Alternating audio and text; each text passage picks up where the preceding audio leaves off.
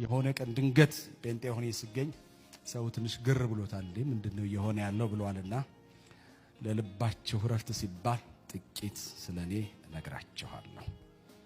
ለልብ ረፍት ሲባል ጌታን ያገኘሁት የዛሬ 10 ዓመት ነው። ከዛሬ 2 ዓመት ወደዚህ ማንም አያውቅም ነበር እና ጌታን ያገኘሁት ሰው መስክሮልኝ ወይም ነገሮኝ አይደለም። ጌታ ራሱ መጥቶ አግኝቶኝ ነው። አንድ ቀን ሌሊት እኔ ህልም አይቼ አላውቅም። አንድ ህልም አየሁ። እሱ ህልም አንድ ከዚህ በላይ ከዚህ ከአንጓችን በላይ እጅ ብቻ ነው።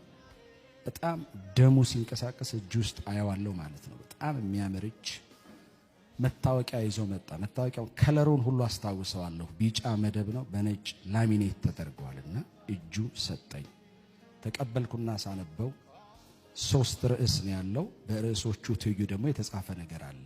ስም ይልና ሸዋፈራሁ ደሳለኝ መስፍን ይላል ከነ ሀያቴ። የትውልድ ስፍራ ይልና ከታች መስቀሉ ስር ይላል። ቋሚ የመኖሪያ አድራሻ ብሎ በአብ ቀኝ ይላል።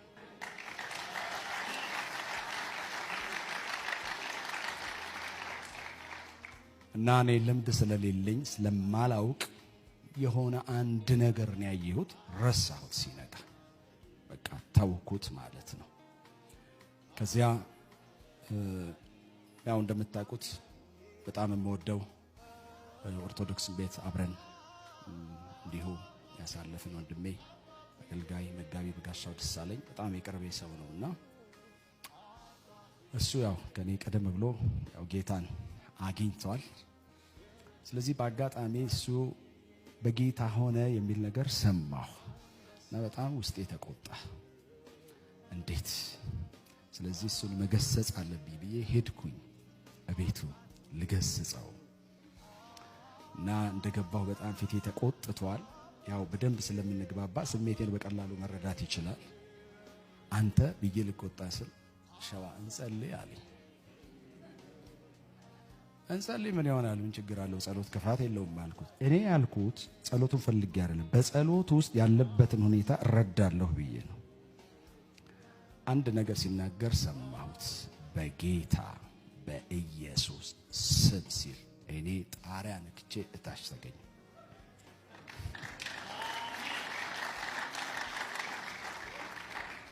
ከዚያ የሚሆነው ሆነ። ስነሳ በጣም በከፍተኛ ሁኔታ በእድሜ አይቸው የማላቀው ላብ ላይ ተገኘ እና እኔ ውስጥ የነበረው አጋንንት የወጣው በላብ ነው።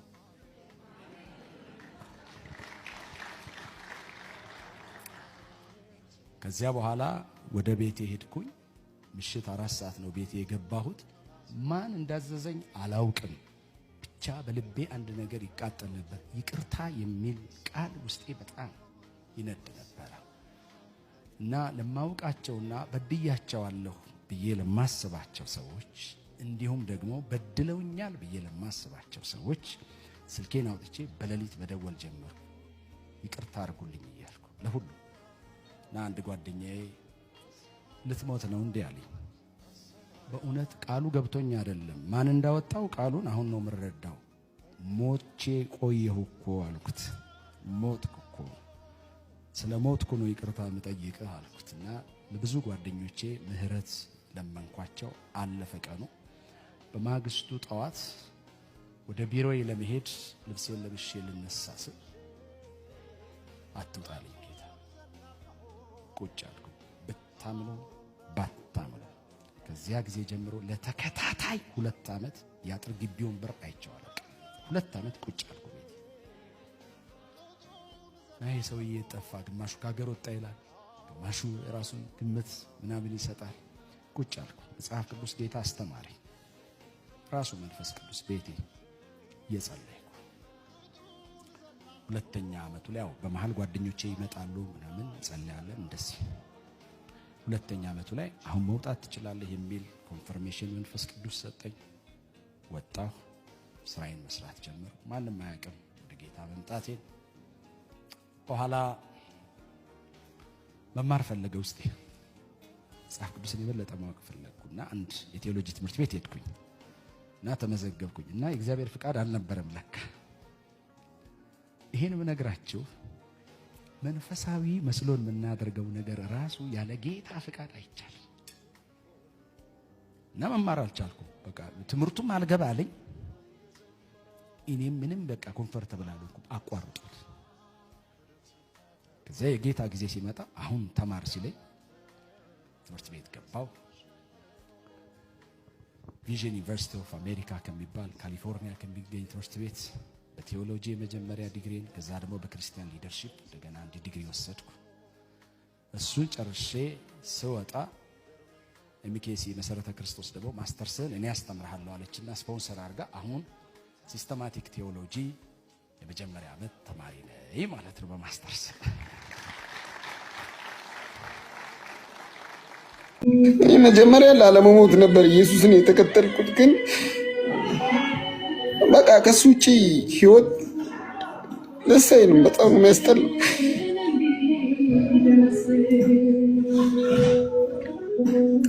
ኢየሱስን አሁን አብሬ ያለሁት ህይወት ስለሆነ ነው። እኔ ማንም አለኝ ብዬ የማወራውም ሰው የለኝም በይሳት። በቃ እሱን ነው የምመካው። አለኝ ምናምን ብለው እሱን ነው በቃ። ከሱ ውጭ ሌላ ነገር ማሰብ አልፈልግም። በቃ ማየትም አልፈልግም ምንም ነገር እና የሆነ እባክህ ኢየሱስን ብቻ ተመልከት።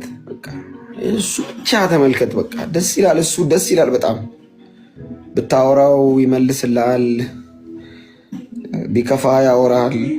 ማንም የለም ስትል ትከሻን አለው ይልሃል። ብቻህን ስትሆን ይመጣል። ኢየሱስን ሳስብ ደስ ይለኛል። በቃ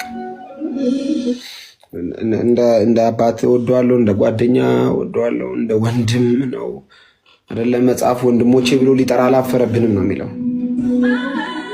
አስበዋል ኢየሱስ ወንድሜ ሲልህ የሆነ በብዙ ነገር ደክመናል፣ ባክነናል፣ ጥቅም የለው። ምድር ላይ 32 ዓመት ሊሆነኝ ነው። ከዚህ በኋላ የምኖረው በጣም ጥቂት ነው። ሞት የሚባል ነገር አለ። አሁን ስናይ ስንጎረምስ ፎሎወር ስናይ ምን ሞት አይመስልም። ለዛ እኮ ነው ሰው እንደፈለገ ይወራቸው። ቀጣይ ምንድነው ተስፋችን? ተስፋችን ኢየሱስ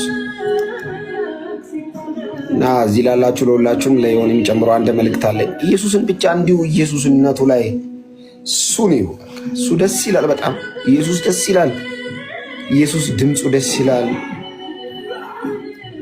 ኢየሱስ ስለ ኢየሱስ ሲወራ ደስ ይላል፣ ሲሰማ ደስ ይላል። ምንም ነገር አያስደስተኝም፣ አያስቀኝም። በይሳት ምንም ነገር አይገርመኝም። ምንም ነገር አይገርመኝም ማለት መሰለ። ፖዚቲቭ ብቻ አይደለም ኔጌቲቭ ጭምር አይገርመኝም። የምሬ ነው ማለት እኔ አሁን ማንም የፈለገውን በኔጌቲቭ ቢል፣ የፈለገውን ቢሰድበኝ፣ የፈለገውን ቢያነሳ ቢያፈርጥ፣ አንተ ከኢየሱስ ጋር እኮ ነው ያለሁት። ትቀልዳለህ። ምንም ነገር ነው የማይገርመኝ እኮ ነው። ምንም አገር ምድሪቱ ኢትዮጵያ ውስጥ ያለ 130 ሚሊዮን ህዝብ ነገ ጠዋት ተነስቶ ኡፍ አይነን ላፈር ቢለኝ አይ ዶንት ሪሊ ኬር ባይዘው ምንም ነው አይመስል። ምንም አፍተር ኦል ከሰማይ ጋር ሰላም ነኝ እኔ። ሰማይ ጋር ከተታረክ ዊ ዶንት ሪሊ ኬርስ ምድሪቱ ላይ ስላለው እንቅስቃሴ። አፍተር ኦል ሰው ቢወድህ ባይወድህ ያው ነው፣ ለውጥ የለውም። እግዚአብሔር ቢወድህ ለውጥ አለው፣ እግዚአብሔር ቢጠላ ለውጥ አለው። በህይወት ሰው ቢወድህ ቢጠላ ለውጥ የለውም።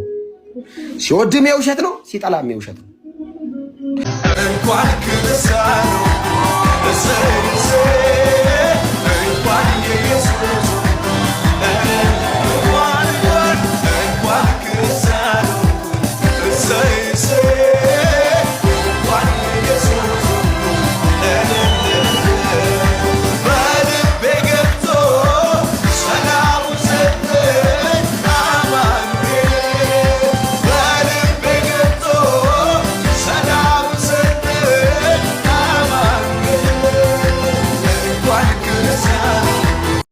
እኔ ክርስቶስ ኢየሱስን ያው ካወቅኩ ትንሽ ቆየውን ዝም ብሎ እንደዚህ አይ ቲንክ ጥሩ አይደለም ምናምን ለአዘፋኝ ክላስ ያወርዳል እንደዚህ ሰው ይጠላሃል ምናምን የሚሉ አስተያየቶች በአካባቢ በዙሪያ እንትን ይባላሉ። እና ራሱ ክላስ የሚባለው ራሱ ኢየሱስን ማወቀው ለእኔ እንደዛ ነው።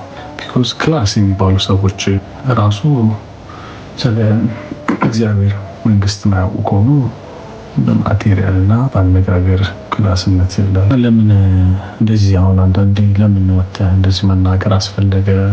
ለምን የምትናገረው የሚል ሰው ሊኖር ይችላል። እዚህ ማንም ሰው እንደዚህ ማያደርግ ጋር ራሱ ነው ምናምን ይችላል። ግን ያው በአብዛኛው ሰው በዚህ ጊዜ በቃ ተጨንቆ ነው ያለው። ብዙ ነገር ነው፣ ሀብት ሊኖር ይችላል፣ ዝና ሊኖር ይችላል፣ ግን የውስጥ ሰላም የለውም። እና ያው የውስጥ ሰላም የሚሰጥ ሌላ ነገር አለ። እኔን የሰጠኝን እሱን ለመናገር ነው። ብዙ ነገር ሊበላሽ ይችላል ምናምን ዶንት ኬር።